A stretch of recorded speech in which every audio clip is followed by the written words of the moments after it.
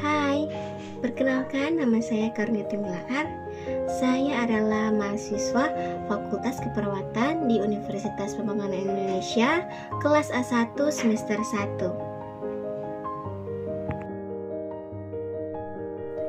Kata gereja atau jemaat dalam bahasa Yunani adalah eklesia, dari kata kaleo, artinya aku memanggil atau memerintahkan. Secara umum, eklesia diartikan sebagai perkumpulan orang-orang. Tetapi, dalam konteks perjanjian baru, kata ini mengandung arti khusus, yaitu pertemuan orang-orang Kristen sebagai jemaat untuk menyembah kepada Kristus.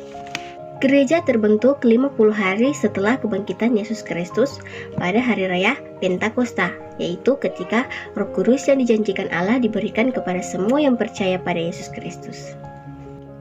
Kata gereja berasal dari bahasa Portugis, yaitu igreja. Dalam bahasa Yunani, eklesia, yaitu berarti jemaat yang dipanggil keluar dari dalam dunia menjadi milik Tuhan. Sifat-sifat gereja dapat kita lihat atau baca langsung di dalam pengakuan iman rasul, yaitu disebutkan bahwa gereja kudus, persekutuan Roh Kudus. Mari kita telaah makna lebih luas dari sifat-sifat gereja tersebut.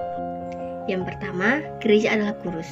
Kata kudus berarti disendirikan, diasingkan, dipisahkan dari yang lain, berbeda dari yang lain. Kekudusan gereja bukan karena ia kudus adanya, tetapi karena dikuduskan oleh Kristus.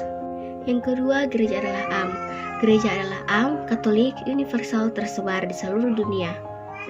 Berarti umum. Oleh sebab itu, gereja menerobos segala pembatas dan memiliki perspektif yang umum. Gereja sebagai yang harus bersifat universal sebab kasih Allah yang ditunjukkan kepada dunia. Yang ketiga, gereja adalah persekutuan orang percaya. Gereja adalah persekutuan orang percaya yang telah mengikuti tindakan Allah dan yang kini ingin mengungkapkan kembali tindakan itu melalui kehidupan mereka sebagai gereja. Yang keempat, gereja adalah satu. Gereja adalah kesatuan umat Kristen, tempat bersekutu sesuai dengan kehendak Yesus Kristus, yaitu Raja Gereja. Gereja yang hidup adalah yang bersaksi tentang Yesus Kristus di dunia ini. Menjadi saksi Kristus adalah tugas gereja dan warganya yang berlaku sepanjang masa, dan bukan hanya bersaksi, tapi juga bersekutu dan melayani. Inilah yang disebut tugas gereja. Gereja dan warganya terpanggil untuk memberitakan berita kesukaan dari Allah bagi semua agar percaya dan diselamatkan. Gereja juga harus terbuka, dinamis, dialogis pada situasi perkembangan di masyarakat dengan sikap yang positif, kritis, kreatif, dan realistis. Gereja kelihatan sebagai gereja apabila gereja tersebut nampak sebagai satu segitiga sama sisi yang terdiri dari segi persekutuan, kesaksian, dan pelayanan. Yang ketiganya tidak dapat dipisahkan. Biarlah gereja dalam melaksanakan tugas panggilan dan suruhannya selalu membiarkan diri dipimpin oleh Roh Kudus yang adalah roh kebenaran. Gereja pada dasarnya merupakan tempat bagi orang-orang percaya meningkatkan dirinya kepada Allah yang berkuasa di bumi ini. Gereja juga memiliki fungsi dan tujuan untuk membawa umatnya kepada arah kebaikan dan keselamatan seperti yang dijanjikan Allah kepada umat-umatnya yang mau berserah kepadanya. Ketahuilah bahwa dengan mengenal sejarah, makna, sifat, fungsi, dan tujuan dari gereja, kita sebagai umat yang dikasihinya dapat menjadikan gereja bukan hanya sebagai tempat untuk rutinitas setiap minggunya saja, hanya karena kita sebagai umat Kristiani, tetapi juga bisa menyadari begitu kudusnya gereja sebagai tempat yang dapat memberikan ketenangan tersendiri bagi umat yang datang untuk beribadah dan memuji Tuhan. Selamat datang di Universitas Pembangunan Indonesia Manado, yang terletak dekat dengan kawasan bisnis Bahu Mall Manado. Tempatnya di Kelurahan Bahu, lingkungan 3 Manado, sangat strategis di pusat kota Manado.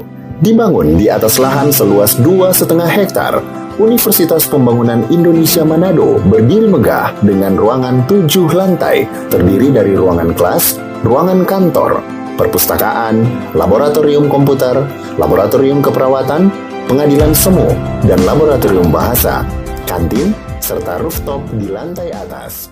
Universitas memiliki 6 fakultas dengan program studi, yaitu Fakultas Pertanian, Prodi Agribisnis, Fakultas Hukum, Prodi Hukum, Fakultas Teknik, Prodi Teknik Elektro dan Teknik Sipil, Fakultas Ilmu Sosial Ilmu Politik, Prodi Ilmu Politik, Fakultas Sastra, Prodi Sastra Inggris, Fakultas Keperawatan, Prodi Ilmu Keperawatan, dan Profesi Nurse. Didukung oleh sumber daya manusia yang berkompeten dan tersertifikasi, Universitas Pembangunan Indonesia Manado memiliki dosen dan tenaga kependidikan dengan latar belakang S2 dan S3 lulusan dalam dan luar negeri. Proses belajar mengajar dilaksanakan dengan teknologi informasi merujuk